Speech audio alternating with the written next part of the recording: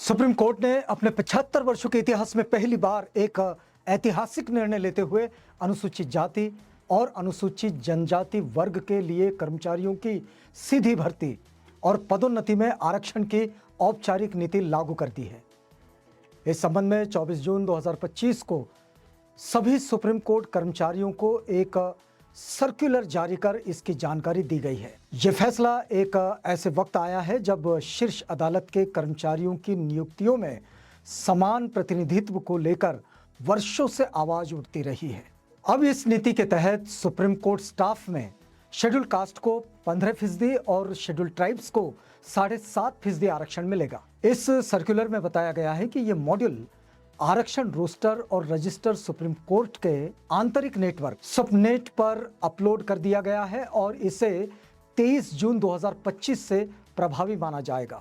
साथ ही अब supreme court ने एक ऐतिहासिक कदम उठाते हुए पहली बार अपने स्टाफ भर्ती में अन्य पिछड़ा वर्ग यानी कि ओबीसी के लिए भी आरक्षण लागू कर दिया है। शारीरिक रूप से विकलांग, दिव्यांग उम्मीदवारों और भूतपूर्व सैनिकों तथा स्वतंत्रता सेनानियों के आश्रितों को भी आरक्षण का लाभ मिलेगा। हालांकि ये आरक्षण नीति सिर्फ कर्मचारियों के लिए है। न्यायाधीशों की नियुक्तियों पर इसका कोई प्रभाव नहीं पड़ेगा। एससी/एसटी आरक्षण को लेकर आदेश जो आया है, इस नए आदेश के तहत 200 पॉइंट रोस्टर प्रणाली 23 जून 2025 से लागू कर दी गई है, जिसे कर्मचारियों की सीधी भर्ती में लागू किया जाएगा। और इस नीति को लागू करने में सुप्रीम कोर्ट को करीब 30 साल लग गए, जबकि इस पर संवैधानिक फैसला साल 1995 में ही आ चुका था। ये मामला 10 फरवरी 1995 के आर.के. सभरवाल बनाम पंजाब राज्य केस से जुड़ा हुआ है, जिसमें तत्कालीन सीजेआई A.M. अहमदी की अध्यक्षता में 5 जजों की पीठ ने यह स्पष्ट किया था कि सरकारी नौकरियों में आरक्षण के लिए 200 पॉइंट यानी कि 200 बिंदु आधारित रोस्टर का पालन किया जाए। हालांकि यह आदेश अब जाकर 52 में मुख्य न्यायाधीश जस्टिस B.R. गवई के कार्यकाल में अमल में आया है। सुप्रीम कोर्ट के मुख्य न्यायाधीश जस्टिस B.R. गवई ने तर्क दिया। वो कहते हैं कि जब केंद्र और राज्य सरकार के सभी संस्थानों और कई हाईकोर्ट में SC/ST आरक्षण पहले से मौजूद है, तो सुप्रीम कोर्ट इससे अलग कैसे रह सकता है। हमने हमेशा ऐतिहासिक फैसलों में सकारात्मक कार्रवाई यानी कि अफर्मेटिव एक्शन का समर्थन किया है और इसलिए अब इसे संस्था के भीतर भी उतारने का समय है।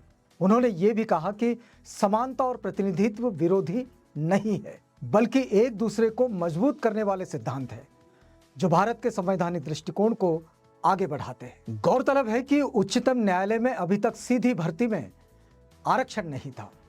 ये पहली बार है जब ऐसा हो रहा है। न्यायमूर्ति गवई ने इस फैसले को लागू करने में महत्वपूर्ण भूमिका निभाई है। ये माना जा रहा है कि सामाजिक न्याय की दिशा में उठे इस कदम से सर्वोच्च न्यायालय में काम करने वाले लोगों में विविधता आएगी। अब आरक्षण नीति के तहत रजिस्ट्रार, अतिरिक्त निजी सचिव, कोर्ट असिस्टेंट, लॉ क्लर्क, सहायक लाइब्रेरियन और चेंबर अटेंडेंट जैसे सभी पद इस आरक्षण नीति के तहत आएंगे।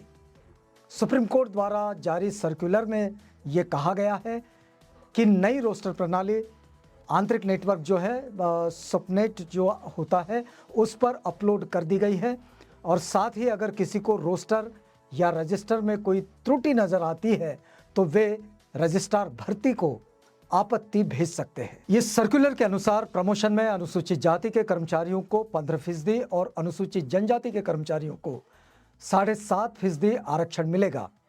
यह केंद्र सरकार की सीधी भर्ती आरक्षण नीति के अनुरूप है, लेकिन सुप्रीम कोर्ट में इसे प्रमोशन तक विस्तारित करना एक नया अध्याय है।